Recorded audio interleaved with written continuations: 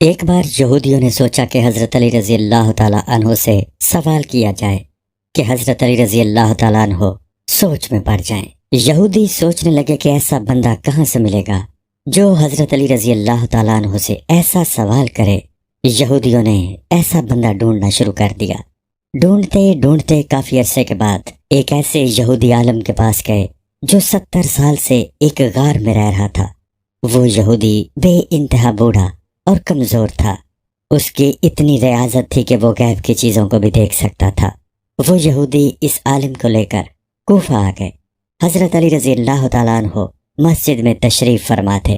یہودی عالم کو مسجد کے باہر تیار کر کے مسجد کے اندر بھیجا گیا۔ یہودی عالم جب مسجد کے اندر داخل ہوا تو سامنے حضرت علی رضی اللہ تعالیٰ عنہ منبر پر تشریف فرما تھے۔ اے علی رضی اللہ تعالیٰ عنہ، میں جانتا ہوں تم کوفہ کے لوگوں سے سوال کرتے ہو، مجھ سے سوال کر کے دیکھو، میں آپ رضی اللہ تعالیٰ عنہ کو جواب دوں گا۔ حضرت علی رضی اللہ تعالیٰ عنہ نے کہا کہ اکیلا تو ہی جواب دے گا یا تجھے جو لے کر آئے ہیں وہ بھی تمہارا ساتھ دیں گے؟ یہودی عالم کہنے لگا، اے علی رضی اللہ تعالیٰ عنہ، تو میرا مقابلہ کر، مجھے اور کسی کی ضرورت نہیں ہے، آپ سوال کرو، میں جواب دوں گا۔ مسجد میں موجود لوگوں نے حضرت علی رضی اللہ تعالیٰ عنہ سے عرض کیا، اے علی رضی اللہ تعالیٰ عنہ، آپ سوال کریں۔ آپ امیر المومنین حضرت علی رضی اللہ تعالیٰ عنہ کے سامنے یہودی کھڑا تھا۔ ایک جاہل یہودی اچانک علی رضی اللہ تعالیٰ عنہ نے اپنے ہاتھ کو پیچھے کر کے اپنی مٹھی یہودی کے آگے کر دی کہ بتاؤ میری مٹھی میں کیا ہے۔ یہودی عالم نے آنکھیں بند کر لیں، آسمانی کتابوں میں غیب کے علم کی مدد سے آسمانوں میں جھانکا، آنکھیں کھولی اور کہنے لگا، کوہ ابو قیس میں ایک فاختہ نے انڈے دیے ہیں، ان میں سے ایک انڈا آپ نے اٹھایا ہے۔ صحابہ اکرام اور مسجد میں تمام لوگوں کی نظریں حضرت علی رضی اللہ تعالیٰ عنہ کے ہاتھ پر تھیں کہ دیکھیں کیا نکلتا ہے۔ حضرت علی رضی اللہ تعالیٰ عنہ نے ہاتھ کھولا تو اس میں فاختہ کا انڈا تھا۔ تو یہودی اس یہودی عالم سے کہنے لگے، بہت اچھا، اور کہنے لگے، اب کریں علی رضی اللہ تعالیٰ عنہ سوال۔ اچانک حضرت علی رضی اللہ تعالیٰ عنہ ممبر سے نیچے اترے اور کہنے لگے، آج تک کسی ماں نے ایسا بیٹا جنا ہی نہیں جو علی رضی اللہ تعالیٰ عنہ کا مقابلہ کر سکے۔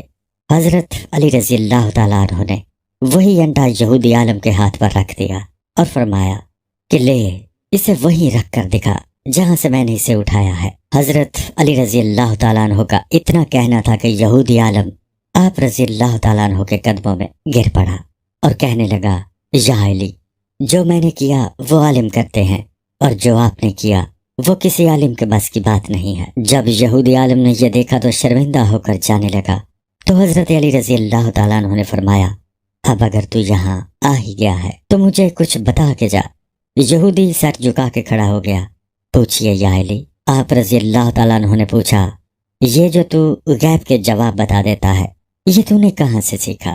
یہودی کہنے لگا، یہ میں نے ریاضت کی ہے، عبادت نہیں، ریاضت کی ہے۔ علی رضی اللہ تعالیٰ عنہ نے کہا، اپنا نفس مارا؟ یہودی کہنے لگا، جی مارا۔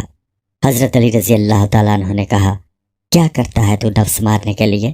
یہودی کہنے لگا، میرا نفس جس کام کے لیے مجھے کہتا ہے میں وہ کام نہیں کرتا، جس کے لیے روکتا ہے وہ میں کرتا ہوں۔ کلمہ نہ پڑھتے ہوئے بھی ریاضت کس مقام پر پہنچ گیا ہوں کہ میں غیب کی چیزوں سے واقف ہو گیا ہوں۔ حضرت علی رضی اللہ تعالیٰ عنہ نے فرمایا، اچھا تیرا نفس جو تجھے کہے وہ تو نہیں کرے گا؟ یہودی کہنے لگا، بالکل نہیں کروں گا۔ حضرت علی رضی اللہ تعالیٰ عنہ نے کہا، تیرا نفس کیا کہتا ہے تیرے مسلمان ہونے کے لیے؟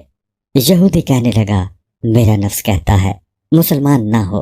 حضرت علی رضی اللہ تعالیٰ عنہ نے فرمایا، اگر تیرا نفس کہتا ہے کہ تو مسلمان نہ ہو تو پھر تو مسلمان ہو، کیونکہ تو کہتا ہے کہ تیرا نفس جس کام کے لیے تجھے روکتا ہے تو وہ کرتا ہے۔ یہودی حضرت علی رضی اللہ تعالیٰ عنہ کے قدموں میں گرا اور کہنے لگا، تو نفس سے کیسے واقف ہے؟ حضرت علی رضی اللہ تعالیٰ عنہ نے فرمایا کہ اللہ نے مجھے اتنا علم دیا ہے کہ میں نفس سے بھی واقف ہوں۔